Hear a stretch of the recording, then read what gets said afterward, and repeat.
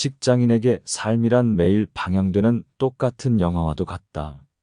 출연하는 주조원들부터 몇 시, 몇 분, 몇 초에 하게 되는 일까지 생활 리듬마저 매일매일 똑같다. 생활이 이렇게 매일 똑같은 한 편의 연극 같기만 할 때, 이렇게 삶의 패턴이 기계적일수록 무의미를 느끼기도 더욱 쉬워진다고 카미는 말한다. 이성은 끊임없이 삶의 의미에 대한 질문을 던지지만 그러한 질문은 파고들수록 공허하기만 하다. 종국에는 왜 자살하지 않는가라는 명제로 돌아오게 될 뿐이다. 삶이 본래 이토록 무의미한 것이라면 내가 존재하나 존재하지 않으나 무슨 차이가 있을까 생각하기에 이른다. 카미가 관심을 기울인 철학적 주제는 다른 철학자들이 연구했던 주제들과 사뭇 달랐다. 시시포스 신화 첫 장을 열자마자 그가 엄숙하게 제기하는 철학 문제는 단 하나, 바로 자살 여부다. 카미가 진정으로 의도한 물음은 삶의 무의미를 의식하고도 여전히 계속 살아나갈 수 있는가였다. 부조리라는 것이 인간과 세계의 공통으로 존재하면서 그 안에서 만들어지는 불협화음이라면 부조리가 존재하기 위해서는 나와 세계 사이에 밀당이 있어야 한다. 내가 존재하지 않으면 세계가 이성적으로 해명되기를 바라는 갈망도 존재하지 않게 된다. 다시 말해 자신이 하는 일을 지긋지긋해하는 사람은 일과 삶의 무의미를 절감하고 있는 것이고 그는 자살을 통해 더 이상 무의미의 고통에 시달리지 않을 수 있다. 부조리가 사라지는 것이다. 그러나 카미는 이런 대응은 의심의 여지 없이 현실 도피일 뿐이라고 생각했다. 카미는 부조리를 의식했을 때 견지해야 할 태도는 부조리를 인정하고 정면으로 응시하는 것이라고 생각했다. 누구나 삶의 무의미함을 절감하게 되는 순간이 있다. 그때 비로소 우리는 삶의 의미라는 문제를 진지하게 대면하게 된다. 누구나 다음과 같은 의문을 품어봤을 것이다. 왜 열심히 일해야 하는가? 왜 승진해야 하는가? 그래야 더 높은 사회적 지위에 오를 수 있고, 높은 지위는 성공을 의미하니까 성공은 그렇게 삶의 가치와 의미를 부여해주는 것 같다. 그런데 덜컥 큰 병에 걸린다거나 대형 사고라도 당한다면 우리는 다시금 삶의 무의미함을 절감하며 세계의 침묵 속으로 빠져들게 된다. 카미가 인정하는 것은 세 가지다. 첫째, 인간은 세계에 대한 설명을 요구한다. 둘째, 세계는 인간의 이러한 갈구에 응답하지 않는다. 셋째, 인간과 세계 사이의 이러한 불협화음에 대해서 이성은 무력할 뿐이다. 카미에게 있어 부조리는 도피해서는 안 될 현실의 일부분이었다. 그렇다면 종교의 품에 안기는 것이 부조리에 대한 이상적 대응이 될 수 있을까? 카미에 따르면 부조리를 대면했을 때 일반적인 반응은 삶의 짐이 질식할 만큼 무거우니 자살할 것인가, 아니면 종교의 의지에 희망을 찾을 것인가로 귀결된다. 카미는 전자의 경우라면 자살이 어느 정도 부조리를 해결하는 방법이 될 수 있다고 인정한다. 대부분의 직장인에게 현재 하고 있는 일은 진정으로 원하는 일이 아니다.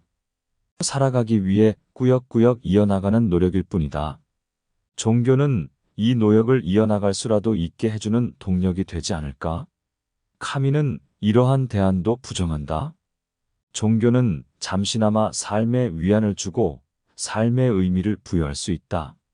그러나 부조리의 문제에 관해서라면 종교를 통한 해결도 자살을 통한 해결과 실질적으로 다르지 않다고 봤기 때문이다. 분명 종교는 우리에게 완성된 하나의 세계관을 제시한다. 기독교는 아담과 하와가 지었다는 원죄로 인간의 저열한 근성을 설명하고 전지전능하며 전적으로 선한 신이 모든 인간의 삶을 보살피고 있다고 설명한다.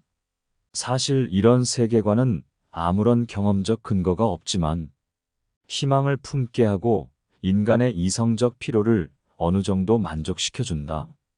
종교도 삶의 부조리를 인정하나 믿음을 통해 그 부조리를 뛰어넘도록 독려한다. 그러나 본질적으론 부조리로부터의 도피와 다르지 않다. 부조리를 이해하기 위해서는 먼저 인간과 세계가 어떤 관계에 있는지 알아야 한다. 이성적 존재인 인간은 개념과 원칙, 인과 법칙 등으로 세계의 현상을 일목요연하게 이해하고자 한다. 이성적 존재인 인간은 이성으로 파악 가능한 세계에서 살아가는 데 익숙하다. 하지만 자신의 삶에서 이성적 원칙이나 질서로는 이해할 수 없는 일이 일어났을 때 세상은 본래 혼돈으로 가득 차 있고 이성적 예측에 따라 돌아가지 않음을 발견하고 상실감과 부조리를 느끼게 된다. 카미는 부조리가 인간 혹은 세계 내에 존재한다고 생각하지 않았다. 인간은 이 세계를 이성으로 길들일 수 있으리라고 기대하지만 세계는 결코 인간의 이성적 요구를 만족시켜주지 않는다. 이렇게 인간과 세계 사이의 밀당에서 생겨나는 불협화음은 둘 사이의 관계를 잇는 유일한 끈이 된다. 즉, 부조리 자체가 곧 인간과 세계 사이의 관계다. 알베르 카미의 말처럼 부조리를 느끼는 인간은 마치 수탉의 무대에 올라 익숙한 무대 위에 조명이 어느 날 갑자기 낯설게 느껴지는 배우와 비슷하다. 출근이라는 익숙한 지긋지긋함을 사무실 문 앞에서 심기일전하는 것으로 대항하는 것도 나쁘지 않다. 업무에 대한 지긋지긋함을 최소한 분산시켜줄 수는 있을 것이다. 그러나 부조리감의 습격은 익숙한 지긋지긋함을 더욱 극대화시킨다.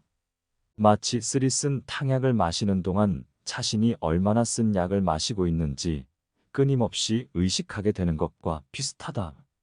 당장이라도 때려치우고 뛰쳐나가고만 싶다. 이렇게 기습적으로 밀려드는 부조리감을 대체 어떻게 하면 좋을까? 카미는 시시포스 신화에서 우리에게 끔찍한 질문 하나를 던진다. 왜 자살하지 않는가? 자살을 하라는 말이 아니다. 오히려 카미는 인간은 어떤 상황에서도 자살하지 말아야 한다고 생각했다. 그는 우리가 부조리의 본질을 명백하게 인식할 때 오히려 자살을 부정하게 된다고 말한다. 부조리감은 아무 의미 없는 우리 삶의 항소를 제기한다. 자살은 이런 항소에 대한 응답일 뿐이다. A이기 때문에 B다라는 형식으로 발생하는 사건이 있다고 이해하는 것이다. 그러나 그것이 눈앞에 닥친 고난에 대해서도 만족스러운 답이 될 수 있을까? 그 답이 얼마나 충분한가와는 무관하게 신체적 결함이 있는 아기의 부모는 왜 우리 아기가 이런 고통을 겪어야 하나? 라고 물을 수밖에 없을 것이다. 이러한 예는 삶의 도처에 존재한다. 당장 TV만 켜도 전쟁의 포화 속에서 비참하게 살아가는 아이들과 자연재해로 고통받는 사람들을 보게 된다.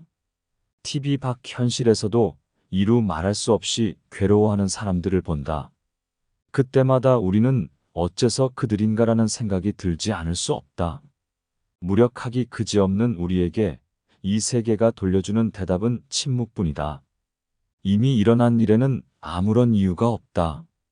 그 일은 그냥 그렇게 발생했을 뿐이고 우리는 무력하게 하늘을 향해 왜라고 외칠 뿐이다.